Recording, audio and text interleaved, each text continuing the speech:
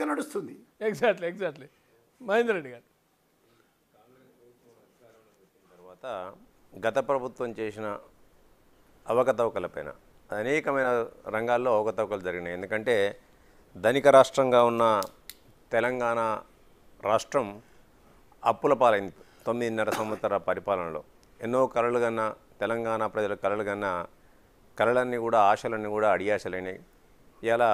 కాబట్టి ఈ అప్పులు అవడానికి కారణమైంది అనుకున్నంత కోణంలో అభివృద్ధి జరగలేదు. ఇవాళ అటు కాళేశ్వరం ప్రాజెక్ట్ కానివ్వండి, ఇటు పవర్ పర్చేస్ కానివ్వండి, ఇంకా అనేక అంశాల్లో అభివృద్ధి అంశాల్లో చూసుకున్నట్టయితే తెలంగాణ సమైక్య రాష్ట్రంలో కంటే కూడా ఎక్కువగా నష్టం జరిగిందని తెలంగాణ ప్రజలు భావించి ఇవాళ ఆ ప్రభుత్వాన్ని గద్దెదించినమైనని మనం అందరం కూడా చూసినాం. ఇవాళ చూసిన తర్వాత కాంగ్రెస్ ప్రభుత్వం అధికారంలోకి రాగానే ఇవాళ మన బండాగారాన్ని చూస్తే ఆ బండాగారం అంతా బొక్కసం అంతా కూడా ఖాళీగా అవుపడ్డది. ఖాళీగా అవుపడ్డది ఎందుకు ఖాళీగా అవుపడ్డదా అని చెప్పి ఒక ప్రభుత్వానికి ఆధిపత్యం వహిస్తున్న ముఖ్యమంత్రి ప్రజలకు తేల్చాల్సిన బాధ్యత ఉంది అలా. మనం ఎందుకంటే అనేకమైన హామీలు మేము కూడా ఇచ్చినాం ఇలా. ఆ హామీలు నెరవేర్చే బాధ్యత మా పైన ఉంది వాళ్ళ. కానీ ఆ బొక్కసాన్ని చూస్తే బొక్కసం అంతా కూడా ఖాళీగా ఉంది వాళ్ళ. ఈ ఖాళీ కారణాలు ఏందయ్యా అని ఎత్తుకుంటూ వచ్చినట్టయితే ఒక్కొక్కటిగా బయటపడ్డది వాళ్ళ. కాళేశ్వరం మేము మొదటి నుంచి కూడా ఆరోపణ చేస్తూనే ఉన్నాం. గౌరవ ముఖ్యమంత్రి రేవంత్ రెడ్డి గారు ఈ పవర్ పర్చేజ్ అగ్రిమెంట్లో కూడా అనేకమైన అవకతవకలు జరిగిన ప్రతిపక్ష నాయకులుగా చెప్పుకుంటూ వస్తూనే ఉన్నాడు వాళ్ళ. ఇలా మా ఫోన్ ట్యాపింగ్లు కూడా అవుతున్నాయని చెప్పి అప్పుడు కూడా చెప్పుకుంటే వస్తూనే ఉన్నాం. కాబట్టి ఒక్కొక్క అంశంగా చూసినట్టయితే మీకు శ్వేతపత్రాలు విడుదల చేసింది ప్రభుత్వం.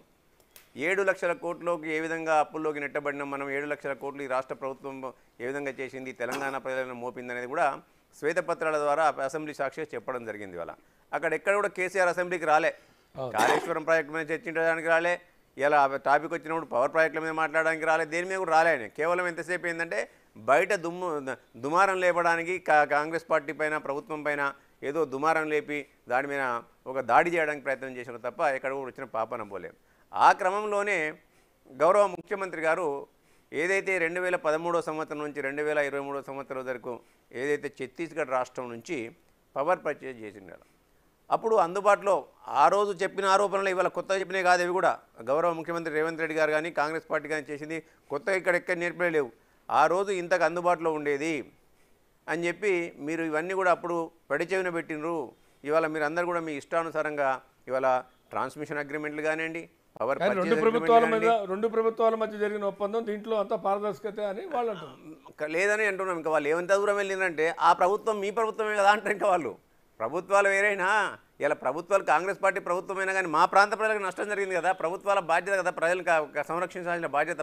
ఇవాళ అటువంటి తరుణంలో ఏదైతే ప్రభుత్వంలోకి రాగానే అక్కడ ఉన్న అవకతవకల నుంచి మించు 1700 నుంచి 2000 కోట్ల రూపాయలు ఎక్సెస్ జరిగిందని చెప్పి వారు ఒక కమిషన్ వేయడం జరిగింది. ఎంక్వైరీస్ కమిషన్స్ యాక్ట్ కింద మార్చి నెలలో వేసినట్టున్నారు. ఇలా వేసిన తర్వాత దానికి జస్టిస్ ఎల్ నరసింహారెడ్డి గారిని ఇలా రిటైర్డ్ జడ్జి గారిని ఒక కమిషనర్గా వేస్తే ఇది దీనికి చట్టబద్ధత లేదు, ఇది దీనికి పనికిరాదు అని చెప్పి ఏదైనా చట్టబద్ధత లేకుండా రాజ్యాంగం పైన ప్రమాణ స్వీకారం చేసి రాజ్యాంగ పదవిలోకి వచ్చిన ముఖ్యమంత్రి హోదాలో ఉన్న వ్యక్తి ఇలా నేను రాను, నాకు వీలు కావట్లేదు, నేను తర్వాత వస్తే చెప్పడంలో తప్పు లేదు. ఎందుకంటే అందులో తప్పు ఉందని నేను అనట్లేదు. ఎందుకంటే చట్ట ప్రకారంగా సహజ న్యాయ సూత్రాల ప్రకారం ఆయనకు ఉంచే అధికారం అది, రాజ్యాంగం ఇచ్చిన హక్కు అది. కానీ ఆయన ఏం చేసిండు, నేను పలానా డేట్ లోపల రమ్మని చెప్పి జస్టిస్ నరసింహారెడ్డి గారి కమిషన్ వారికి నోటీసులు ఇస్తే నేను రాలేను అని అన్నప్పుడు మళ్ళీ 15 ఆ డేట్ నాడు ఈ డేట్ నాడు రమ్మని చెప్పిండు.